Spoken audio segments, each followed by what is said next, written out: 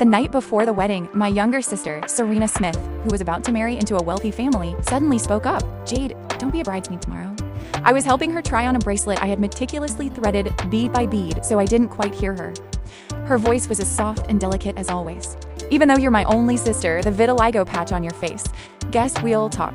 I don't want Ethan to see me as a flawless gem with a crack in it. To be blunt, having you stand next to me will embarrass me." I stopped. I hadn't expected her to think so little of me. Mom, who was draping a shawl over her, didn't object at all, as if she agreed with what her daughter was saying. "You've always been good to me, sis. You've yielded to me since we were little. But tomorrow is my big day.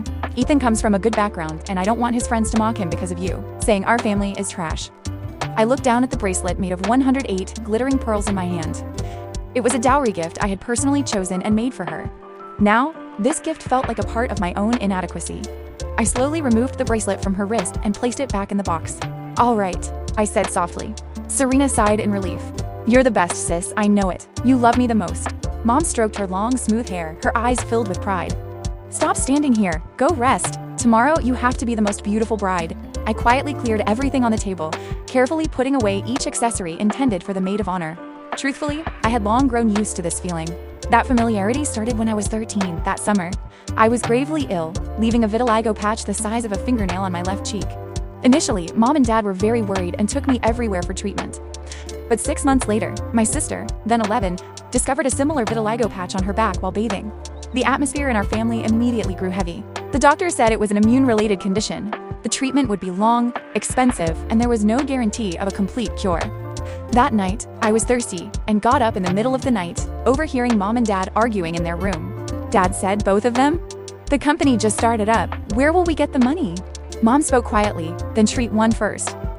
Serena is young. She has a long future ahead, and her patch is on her back where it can be hidden. Her chances of a cure are also higher." "What about Jade?" Dad asked. "Jade is the older sister. She has to yield to the younger one. Besides, her patch is on her face. It's already ruined, so treating it would just be a waste of money." The glass of water in my hand fell to the floor, shattering. I didn't cry. I silently cleaned up the shards, then returned to my room and pulled a blanket over my head. From that day on, I became the understanding elder sister they wanted. All the family's resources began to be poured into Serena Smith. I only ever received the phrase, "You have to yield to your sister." In the cold indifference, my vitiligo patch spread from the size of a fingernail to cover nearly half my face, like an imperfect gem. Back in the present, I carefully put the last piece of jewelry into the box. "Mom, I'll head home first." Mom finally looked at me, frowning. "Remember to come early tomorrow to help out.